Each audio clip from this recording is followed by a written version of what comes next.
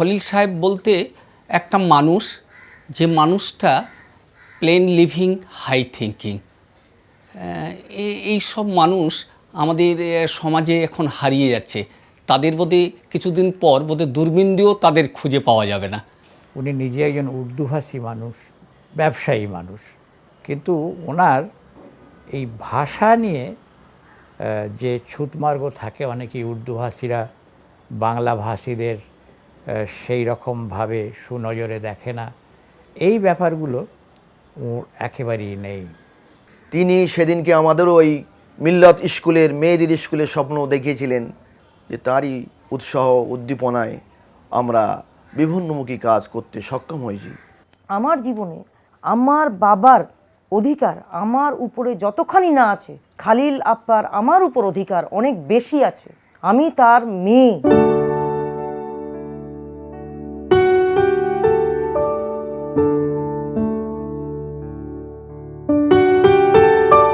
मोहम्मद खलील साहब वो कोई आलिम हैं न कोई सियासी रहनुमा, कोई अफसर हैं न ही कोई रईस। मोहम्मद खलील एक इंतहाई सीधे साधे इंसान हैं।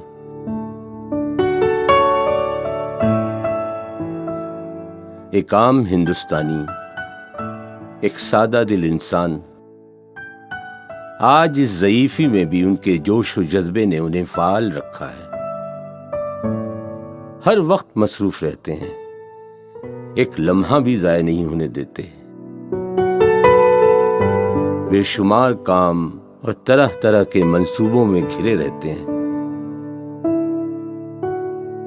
जिस्म में जब तक जान है, आराम हराम के उसूल पर कायम रहना चाहते हैं, मगर उनकी ये मसरूफियत किसी ज़ाती फ़ायदे के लिए नहीं, बल्कि मुआशरे और मिल्लत की फलाह के लिए है। तो हमारे ग्रैंडफादर 1902 কলকাতা এসেছিলেন, হাওড়া স্টেশনে নেবে ওই সালকিয়া বান্দাঘাট ওখানে বাস করলেন, আর ওখানেই কাঠের ব্যবসা কয়েকটা দোকান ছিল, ওখানেই ওই কাজটা আরম্ভ করলেন।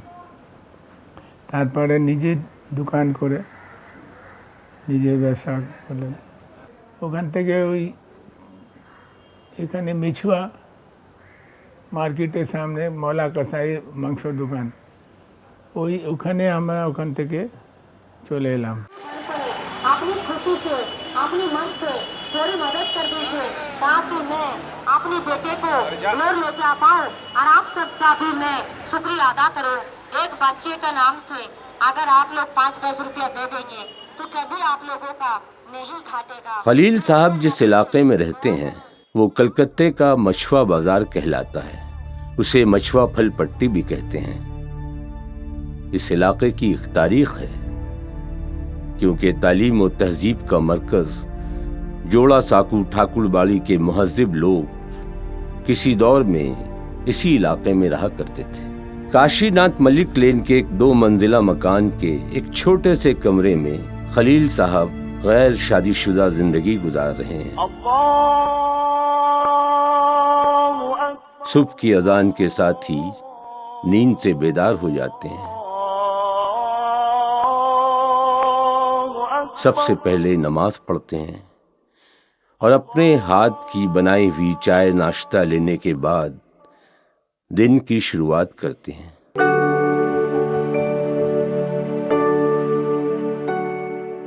और इसके साथ ही साथ रियासत के मुख्तलिफ हिस्सों से ज़रूरतमंद लोगों की आमद शुरू हो जाती है।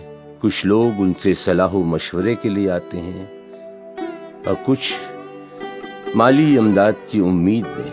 गैर सरकारी अदारे मसलन स्कूल, कॉलेज, मदरसा, अस्पताल, खैराती क्लिनिक, यहाँ तक के रसायल व जरायत के लिए भी माली ताउन की उम्मीद में लोग उनसे रुजू करते हैं।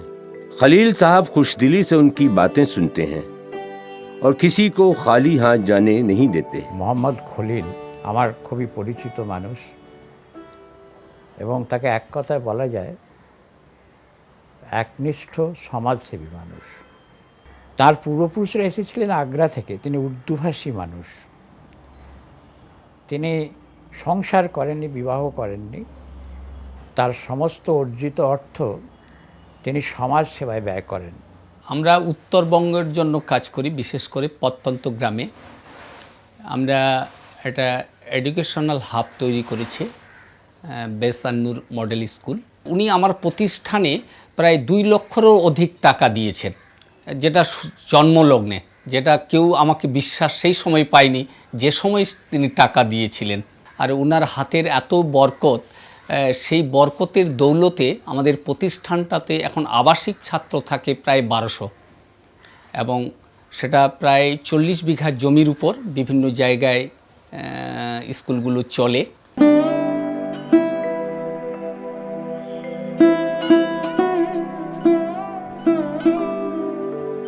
इस तरह लोगों की मदद करके उनके करीब खड़े होकर उन्हें खुशी मिलती है।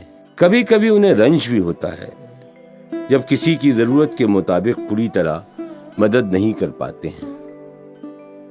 মোহাম্মদ খলিল সাহেবকে আমি প্রায় 30 বছর আগে থেকে চিনি।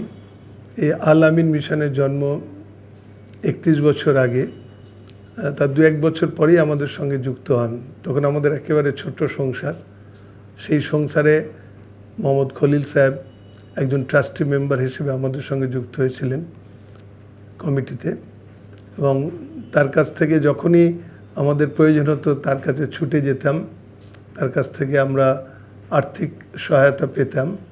আল আমিন মিশন যখন জমি কিনছে, সবেমাত্র সামান্য জমি কিনেছে, সেই সময় মোহাম্মদ খলিল সাহেব আমাদেরকে 1 বিঘা জমি কিনে দিয়েছিলেন, এবং সেই তখনকার সময় 1 বিঘা জমি পাওয়াটা অনেক বড় ব্যাপার আমাদের কাছে। সেই জমিতে, এবং তার পাশে আরও 1 বিঘে জমি আছে, 2 বিঘে জমির উপরে আল আমিন জামে মসজিদ তৈরি হচ্ছে, এবং মূল ক্যাম্পাসে প্রায় 1000-এর উপর ছাত্র আছে যারা প্রতিদিন সেই মসজিদে ইনশাল্লাহ নামাজ পড়বে।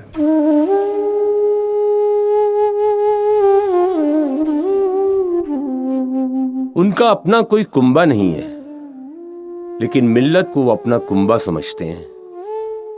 खूनी रिश्ता न होने के बावजूद बेशुमार लोगों से उनका इंसानी रिश्ता है। ताहिरा अंजुम खलील साहब की मुंह बोली नवासी है। स्कूल और घर के काम काज के बाद वो अपने मोहतरम नाना के पास चली आती है, उनकी तरफ दवा और पानी का ग्लास बढ़ा देती है। खलील साहब इससे खुश हो जाते हैं, लेकिन उसकी पढ़ाई में किसी गफलत के बारे में सुनकर बहुत नाराज होते हैं। क्या हुआ इस बार इम्तहान जो दी 12 का पेपर ख़राब करके आई है, 1 साल बर्बाद होगा, ठीक से पढ़ती नहीं है।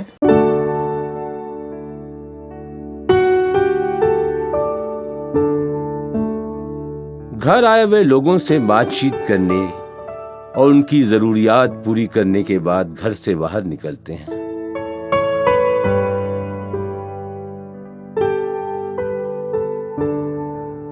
इलाके के लोग उन्हें देखकर खुश होते हैं।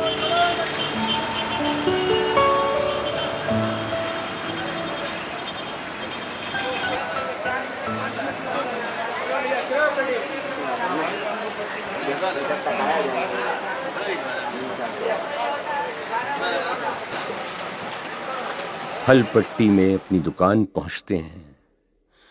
अब वहां मुंशी जी के पास बैठकर खरीदो फरोख्त पर नजर डालते हैं। उनकी ईमानदारी, जोश व जज्बा और हुस्न अखलाक से दूसरे दुकानदार हौसला पाते हैं। फादर ने मना कर दिया था कि नौकरी नहीं करना।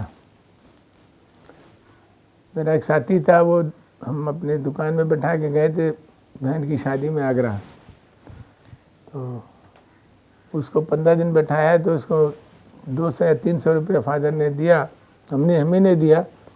तो बोला जाके फादर को कि 1 करी, 2 करी, 3 करी, 4 करी, 5 करी, 6 करी, 7 करी, 8 करी, 9 करी, ना करी। तो वालिद को बड़ा अच्छा लगा, कहने लगे कि भाई देखो तुम कारमारी के व्यापारी के बेटे हो, नौकरी नहीं करना। उन्होंने जो हमको नसीहत की तो हमने उसको गृह बांध लिया। मिला कारोबारी खानदान में पैदा होने के सबब कारोबार में शुरू से दिलचस्पी रही, लेकिन तालीमी सिलसिला भी जारी रहा। उन्होंने प्रेसिडेंसी हाई स्कूल से मैट्रिक का इम्तहान पास किया। सुरेंद्रनाथ कॉमर्स कॉलेज से हायर सेकेंडरी और उमेश चंद्र कॉलेज से बीकॉम पास किया। उनके वालिद मोहम्मद याकूब साहब उनकी तालीम के सिलसिले में काफ़ी संजीदा थे, क्योंकि कारोबार की तरक्की में तालीम ज़रूरी है। खलील साहब ने सन 1966 में बीकॉम का इम्तहान पास किया। उसी साल उनकी ज़िंदगी में एक अहम वाक़या पेश आया। 26 साल की उम्र में मुजाहिदे आज़ादी मौलाना मोहम्मद अली के नाम से कायम मोहम्मद अली लाइब्रेरी के एजाज़ी सेक्रेटरी नामजद हुए। सन 1966 से ताहाल खलील साहब इस लाइब्रेरी से वाबस्ता हैं। आज भी हस्ब मामूल लाइब्रेरी में हाजिर होकर इसके काम काज पर नजर रखते हैं।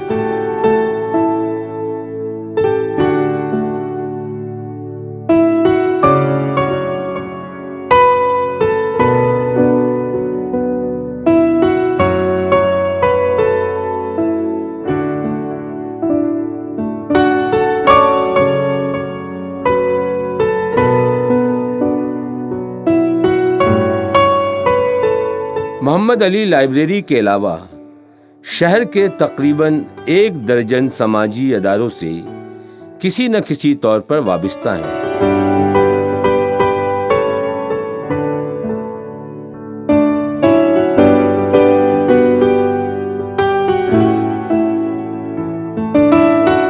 कलकत्ता के अलावा मगरबी बंगाल के मुख्तलिफ हिस्सों में कायम समाजी और तालीमी अदारों से भी खलील साहब जुड़े हुए हैं।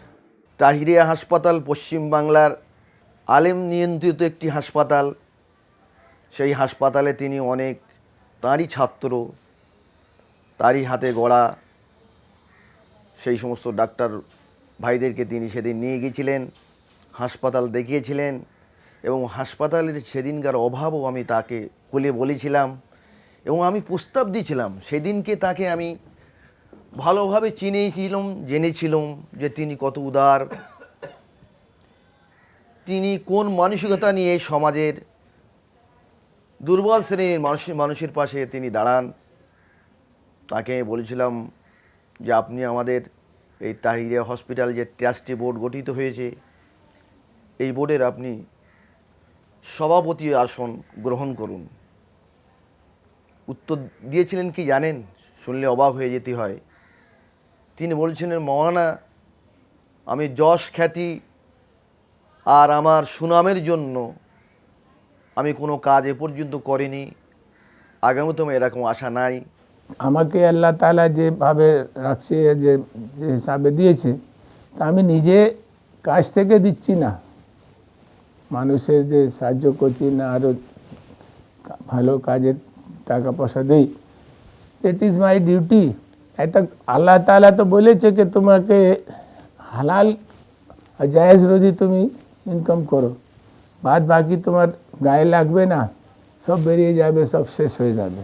পশ্চিমবাংলায় মুসলমানদের আর্থসামাজিক অবস্থা নিয়ে যে গবেষণা প্রতিটি ইনস্টিটিউট অ্যাসোসিয়েশন স্ন্যাপ এবং গাইডেন্স গিল্ডের উদ্যোগে সংগঠিত করা হয়েছিল, এই কাজটি খলিল সাহেবের উৎসাহ এবং অংশগ্রহণ করা ছাড়া সম্ভব হতো না। কারণ আমরা দেখি ধর্মীয় কারণে অনেক মানুষ